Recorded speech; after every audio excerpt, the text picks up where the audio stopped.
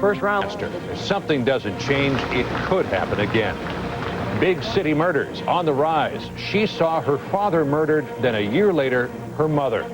And they're back. Just a day after those beached whales were helped back to sea, they returned to Cape Cod.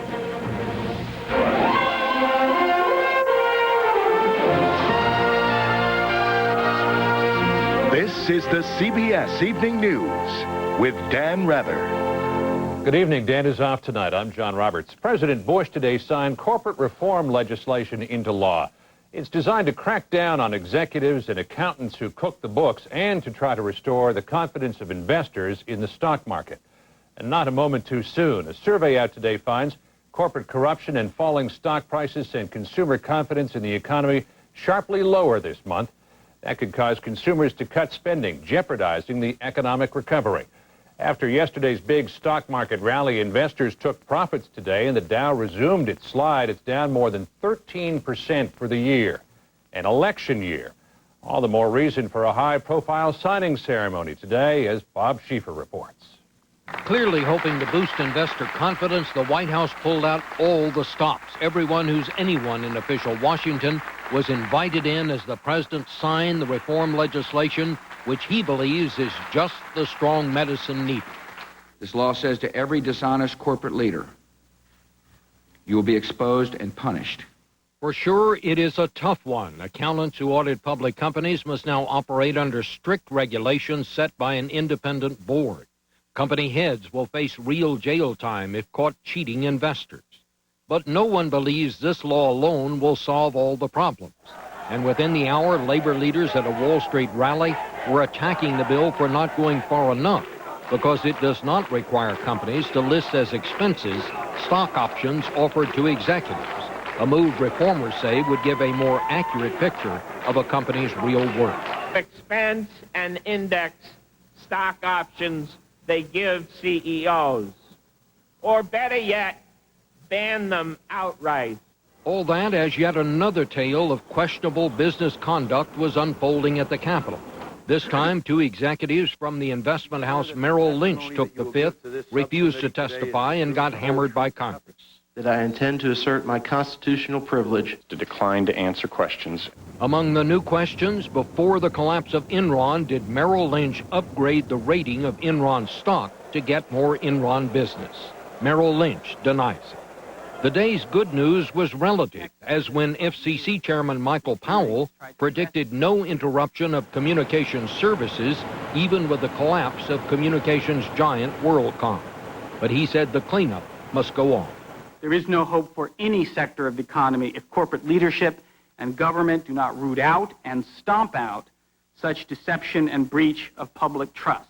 And as if to underline the government's new hard lines, sources said tonight that the Justice Department is now moving to bring charges against at least two people in connection with the WorldCom situation before the end of the week. John. Bob Schieffer reporting for us tonight from Capitol Hill. Bob, thanks. Well, if some corporate executives are shaking in their boots about the possibility of doing hard time, CBS's Anthony Mason reports other CEOs say the crackdown comes at just the right time. Do you swear that the testimony... Chief executives under oath, even under arrest. Investors aren't the only ones who are irate. You know, for me, there's no hell hot enough for those people.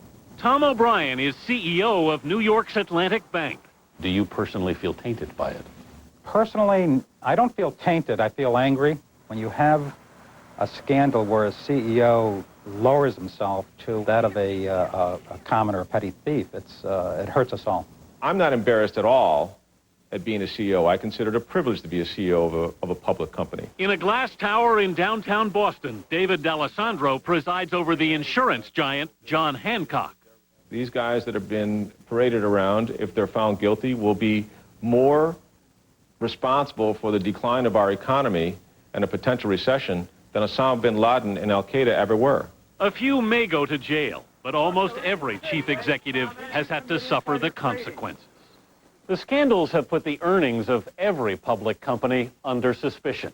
So the SEC has ordered the CEOs of the country's largest companies to sign off personally on their corporate numbers by August 14th.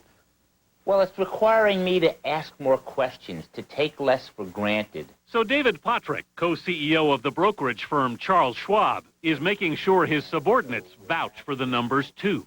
I'm not the only guy who's signing off on things. At John Hancock, some executives resisted. But they've since changed their minds. And CEO David D'Alessandro says, I run a company called John Hancock. And when John Hancock signed the Declaration of Independence, he signed it rather largely and boldly. By the time I sign our financial statements, and the rest of our senior people have signed them, I will sign my signature extra large. For the icons of capitalism, it has been a rude reversal of fortune. We had a lot of wind at our back that made us all look smarter and better than we were. And now that wind is in our face, and we better be up to the task. America's chief executives know. I do. It's no longer business as usual. Anthony Mason, CBS News, New York. Flamboyant and outspoken former Ohio Congressman James Traficant, found guilty of corruption, was sentenced today to 8 years in federal prison. Traficant arrived at federal court in Cleveland today, hoping to convince a judge that he had already been punished enough. The House expelled Traficant last week following his conviction for bribery, racketeering, and tax evasion. In Kensington, Maryland, investigators say as much as 1.5 feet of track may have been out of alignment before Amtrak's Capital Limited derailed yesterday. They suspect hot weather warped the tracks. CSX, the company that maintains the rails, today ordered Amtrak passenger trains to slow down during heat alerts. CSX had a go-slow order out yesterday for freight trains, but not Amtrak. 17 of the more than 100 people injured in yesterday's derailment are still in the hospital. In the American West, 2 major wildfires in southern Oregon were threatening today to merge into a single 25-mile-long wall of flame. 17,000 residents may have to leave on short notice. Near San Diego, California, several hundred people were evacuated as a wildfire raced through more than 2,000 acres and came close to a trailer park. In Pennsylvania coal country today, the exhilaration that followed Sunday's rescue of 9 trapped miners began to wear off. And as CBS's Lee Cowan reports, investigators began looking into how and why the map that miners were using to dig into the earth was so disastrously unreliable. Come on, guys. One day after getting out of the hospital, John Unger figures farming beats mining any day. Farming doesn't offer a lot of surprises. And after the one he got some 240 feet underground, surprises are the last thing he wants. Didn't show it on the map, and nobody knew it was there. He was the 4th miner to be rescued, and like the rest of his waterlogged crew, he assumed the shaft they were digging in was safe. They trusted a map that showed a dangerous water-filled mine more than 300 feet away. The problem? The survey was off. They weren't digging 300 feet away. They were more like 3 feet away. The company's response? You have no other choice but to go by the maps? That would be it, unless you can see underground. And if I could have done that, I could have located them miners the other day. And I know there's no one here but God to help us out on that deal. Actually, sending test probes down through the rock may have helped as well. But because those maps showed the water-filled mine so far away, state law didn't require those kind of probes to be drilled. So there are a number of issues that one has to address. Roger Romani is heading up a state commission investigating the accident. The objective is to reduce the chances of these kind of incidents happening again. This part of Pennsylvania used to be the biggest coal-producing county in the country. Out of the 54 underground mines still active today, more than half of them sit up against abandoned mines like this one. So it could well happen again. There were people mining here everywhere. All kinds of little mines here and there and yon. And they went in and they just didn't have the money, the technology, the ability to map them. For John Unger, that could have meant the difference between life and death. But whatever they change about it, it has to be better than what it was. Especially since the owners of the mine plan to reopen it as soon as they can. Lee Cowan, CBS News, Somerset, Pennsylvania. Overseas today, Israeli prosecutors charged 2 Palestinians with plotting attacks that killed 17 Israelis. They're the first Palestinians charged in Israeli civilian courts since the current conflict erupted 22 months ago. And the violence continues. A Palestinian suicide bomber blew himself up today in a Jerusalem snack bar, killing only himself. 4 Israelis were injured. Before flying to Mexico City tonight, Pope John Paul gave Central America's Roman Catholic faithful their very first saint. In Guatemala today, some 350,000 people, including leaders of all 7 Central American nations, attended a mass at which the Pope canonized a 17th century missionary who dedicated his life to serving the poor and the sick. Coming up next on the CBS Evening News, frustration and anger on the streets of Oakland, California over a surging murder rate. And later, Eye on America investigates the so-called Red Cross Dirty 30. It's not about clean, it's about cash.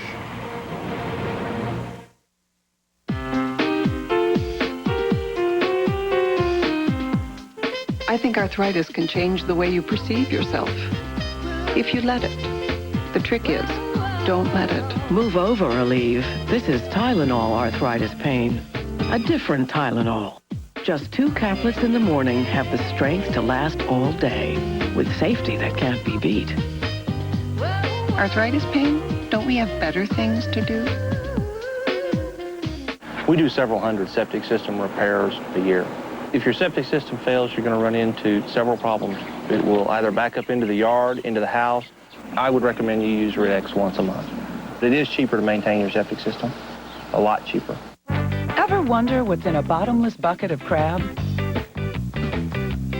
Well, maybe a whole lot more than you thought. Red Lobster's Bottomless Bucket of Crab. It's all the hot, steamy snow crab legs you can eat, and it ends August 4th. When my doctor said Zocor was right for me, I stayed with it. Ask your doctor if Zocor could work for you. Zocor. Be there. Yes, let's stay together. Presenting the new Gateway desktops. Starting at just $5.99 after a $100 mail-in rebate. So stylish, even the price is good looking. Hey, Red. Good morning. How you doing? Hey, how's your aunt? Oh, she's doing My friends are always amazed to learn how many of us may need a nursing home or in-home care someday. And when I ask them how they're going to pay for it... That's a good question. Do you know something I don't know? State Farm Mutual Automobile Insurance Company's long-term care insurance can help protect you and your savings from the rising cost of long-term care. When my aunt wasn't prepared, it was a real wake-up call. That's why I tell everyone, even if you don't get it from me, get it. It's that important. Talk to your State Farm agent. We live where you live. I'd like someone to explain why carrying a 5-pound baby means I'm now 30 pounds heavier. Putting on socks has become an aerobic activity for me. Well, there's only one thing to do. Wear dark colors. Instead of a bus, I can look like a minivan. But when you wash them, they can end up with clumps of powder on them. Finally, there's a powder detergent that won't leave all that residue. New Quick Dissolving Tide leaves all your clothes looking great. I can't wait to see my feet again. New Quick Dissolving Tide. Murder is up in many big U.S. cities this year. Through mid-July, Los Angeles has seen a 27% rise over last year. In Oakland, California, a tough town of 400,000 people, murders are up even more. And as Jerry Bowen reports, citizens there are outraged over killers who respect neither age nor innocence. It was just after 1:30 this morning when Oakland recorded murder number 65 for the year, a man in his 30s. 7-year-old Juanisha saw murder number 64 on Sunday night. The same shots that wounded her killed her mother, Catherine Bagwell, as they sat in their car. And a year ago, Juanisha's father was shot to death as he drove along the street. A murder Juanisha also witnessed as she stood on this sidewalk. A murder Oakland's mayor describes as part of life and death on the city's mean streets. Most of these shootings are criminals fighting over turf, trying to kill witnesses, or in some way carry on their illegal activities. And frustrated residents are taking to the streets, marching in protest of the city's soaring murder rate. 49 a year ago at this time, 65 today. Oakland is on a pace to exceed 100 by year's end.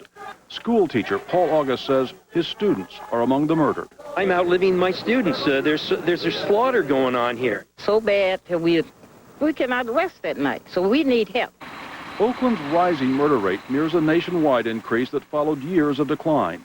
Tonight, Oakland Mayor Brown will ask the City Council for $60 million to hire 100 additional police officers to patrol his city's dangerous streets. When people shoot somebody in front of their own child, it shows, they have no sense of remorse or feelings about other people or empathy.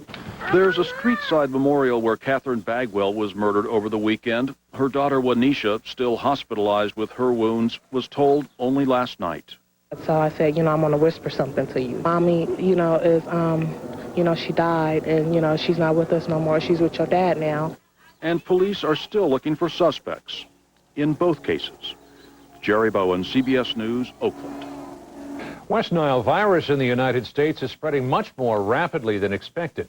Just 3 years after it was first detected here in New York City, the virus has turned up in 34 states and the District of Columbia, mostly in mosquitoes and birds. But in Louisiana now, there are at least 32 human cases, including 2 possible deaths.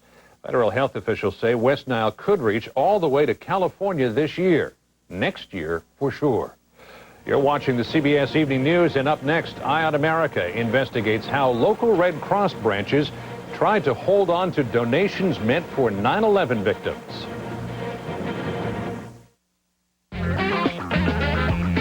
From Beantown to downtown. From Broadway to Jasper Road. Crest is making things a little brighter. Now everything you need for a great smile has a bright new look.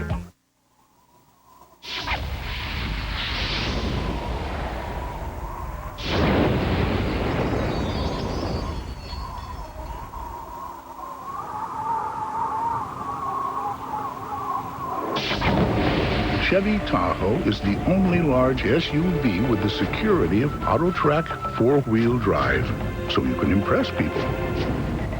Or avoid them altogether.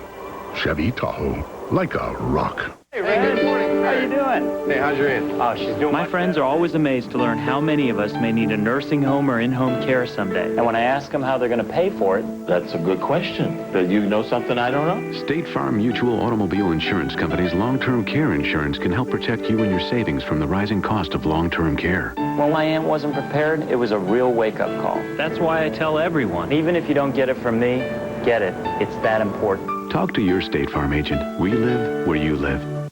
Mom takes Metamucil. I never will. That's what you think. I found a better way to take my fiber. New Benefiber. Unlike Metamucil, it won't get thick and gritty. It's taste-free, too. Mom can have her Metamucil. That's what you think. New Benefiber makes taking fiber easier.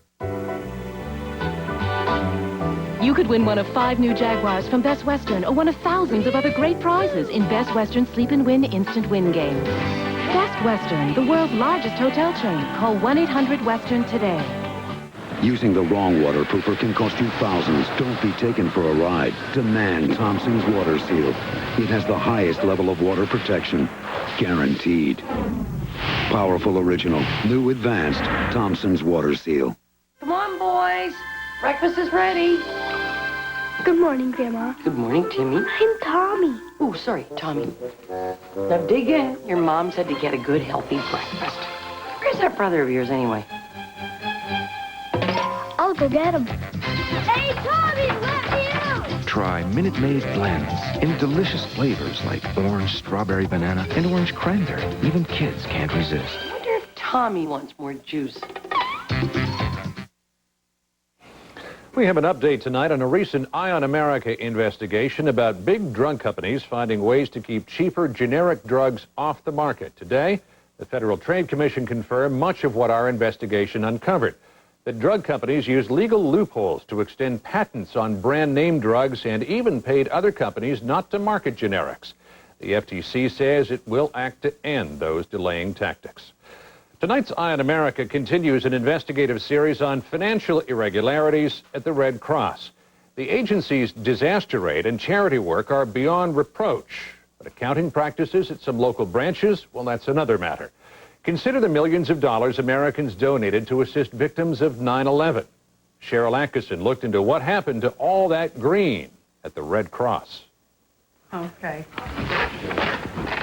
In the hours after the 9/11 attack, a record-breaking amount of donations started pouring into more than 1,000 local Red Cross chapters. You can enter World Trade Center disaster. What donors didn't know was that some of the chapters entrusted with all that money had been identified by Red Cross headquarters just a few weeks before for having poor accounting procedures, inaccurate financial reports, and keeping national disaster contributions that should have been sent to headquarters in Washington. That according to internal documents obtained by CBS News. The Red Cross isn't known for keeping a tight rein on its chapters, but now it was suddenly crucial for headquarters to find out what chapters were doing with the millions in 9/11 donations. So the Red Cross leadership rushed special investigative auditors out to conduct surprise inspections. The results were startling. According to documents obtained by CBS News, a dozen of the Red Cross chapters audited were marking or coding donations as local funds, meaning chapters like San Diego, Southwest Florida, and Gateway area Iowa would keep the money instead of sending it in for 9/11 victims. What's more, the Savannah chapter could not provide information regarding cash and checks collected. In Pine Tree, Maine, cash and checks were unlocked at all times. And Los Angeles had no accurate accounting for funds received after 9/11, believed then to total at least $500,000.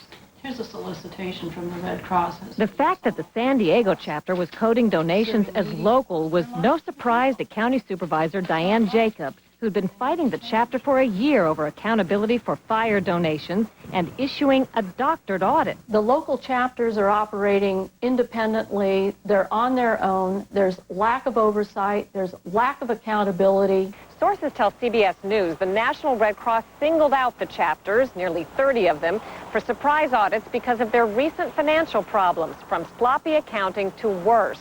They were even nicknamed by some inside as the Dirty 30. But when the charity recently answered questions from Congress, it made it seem like there were no problems. Weren't you troubled by the results of the audits? Actually, we were not troubled by the results of the audits at all. The Red Cross defended the chapters, saying they had discretion to keep the money because headquarters hadn't yet issued guidance. Also, they might have thought the money was in response to other local fundraising efforts. So some of the chapters you think legitimately thought maybe this money isn't for September 11th, even though it was rolling in on September 12th. Some of it may not have been for September 11th. Some of He says after the audits, the Red Cross did require chapters to send in all the money they got after September 11th, so he claims no harm was done. The Red Cross also says it imposed a rigorous set of additional procedures and more national oversight of chapters after that. Daniel Borichoff heads a charity watchdog group and says it just shows the Red Cross should be subject to state oversight just like other charities. But the Red Cross bucks that idea, saying federal oversight already in place is enough. It just doesn't make sense for them not to want to be accountable to the state attorney generals and also to their own national office. The stresses of 9/11 brought to a head an internal power struggle that sources say had long been festering inside the Red Cross. Tomorrow, how it ultimately forced out the Red Cross president. In Washington, I'm Cheryl Atkinson for Eye on America. Next up on tonight's CBS Evening News, they tried to save the whales again. This time, they couldn't save nearly as many. A leaky piggy bank. That's what the Red Cross National Disaster Fund has been called. Our Eye on America investigation continues tomorrow. And later this week, are police cruisers like this a danger to officers? Also, the church in crisis. Cardinal Law is scheduled to testify. All on the CBS Evening News with Dan Rather.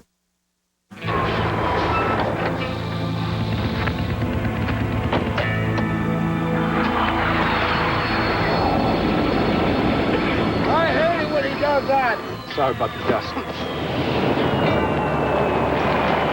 on, guys, let's go. After the new roomy 7-passenger Chevy Trailblazer, everything else just seems kind of weak. I left the bagels in the jet. The new Chevy Trailblazer, like a rock.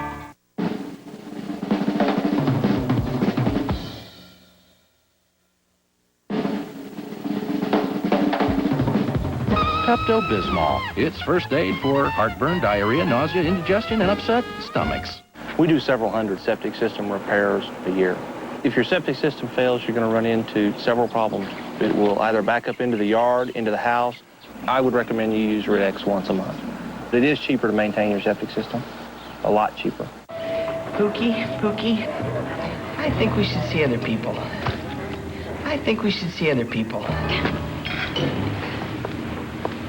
Let me guess. You use cellular. How'd you know? You've gotten used to repeating yourself over the static. Here, Sprint built the largest all-digital, all-PCS nationwide network from the ground up, so all the calls are clear. No more repeating.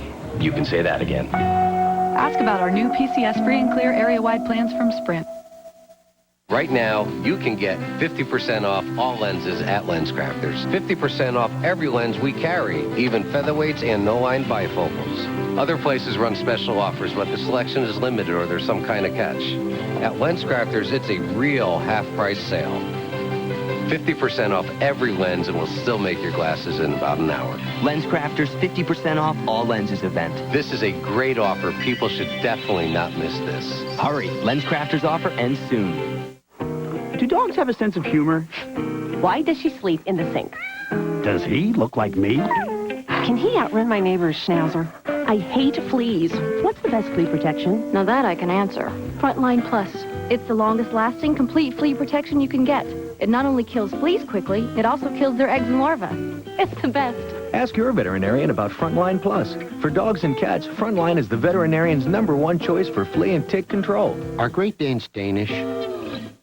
Residents anxious to return home, but fire crews fear the Black Butte blaze may flare up again. Find out why. Point 6 News at 6. We end tonight with a sad coda to what appeared to be a rousing success in saving beached pilot whales in Massachusetts. When more than 50 were stranded at Cape Cod's Chapin Beach yesterday, rescue teams were able to save most of them. But one day later, many beached themselves again, this time at Wellfleet, and in some cases, for the last time. Richard Schlesinger is there. It wasn't supposed to be this way. 46 whales were coaxed back into deep water yesterday, and everyone hoped they would stay safely away from shore. They didn't. It's almost the entire group that's back in right now, so it's unfortunate. All the whales that survived yesterday stranded themselves again this morning near Wellfleet on Cape Cod. They only made it 25 miles from where they first got stranded, and as soon as they started coming ashore, the whales started dying. The kindest thing we can do to them is make them comfortable. Late this afternoon, the remaining whales became stranded in a marsh too shallow to allow much hope for escape. In one of the toughest decisions of this entire struggle for life, veterinarians decided to euthanize some of the whales, and perhaps all of them. People will say it's part of nature, and to an extent it is, but it's still frustrating to see such smart animals, up on the beach and unable to do anything. These are very dangerous waters for whales. They wander in here and become disoriented by the shape of the shoreline and its gentle slope, which form a huge U-shaped geographical trap. So they can't see where they're going, they can't hear where they're going, and they're just sort of wandering around following a lead animal. It's happened throughout history. In the past, so the story goes, hunters would fight over the whales for their oil. Today, people fight to rescue the whales, and for now at least, it is a battle. Unfortunately, they are losing.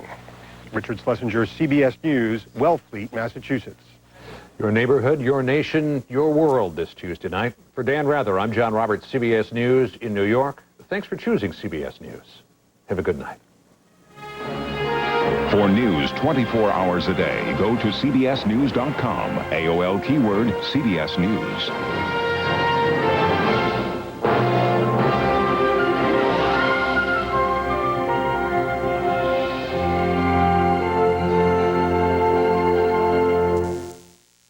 The trouble with the Red Cross. Eye on America. Tomorrow. Experience CBS News.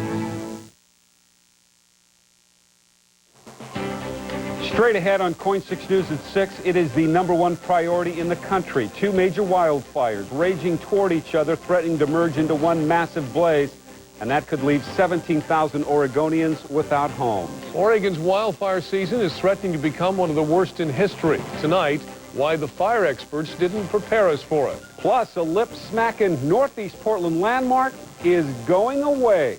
Coin 6 News at 6 starts now. Now, with Jeff Gianola and Mike Donahue, this is Coin 6 News at 6. Welcome to Coin 6 News at 6. I'm Mike Donahue. And I'm Jeff Gianola. Thousands of Oregonians could be forced from their homes as a pair of erratic fires in southern Oregon continue to rage out of control. That's the new top priority fire in Oregon, the Florence and Sour Biscuit fires, threatening to become one in southwestern Oregon. Firefighters are still keeping an eye on the Cache Mountain fire, but it's number 3 on the list now. We've got team coverage on the fires. Jolie Winaga live in Sisters with the continuing efforts near Black Butte Ranch. But first, we switch to Lori Schilling, who's fresh off the fire lines in southern Oregon. Lori, give us the latest. Well, Jeff and Mike.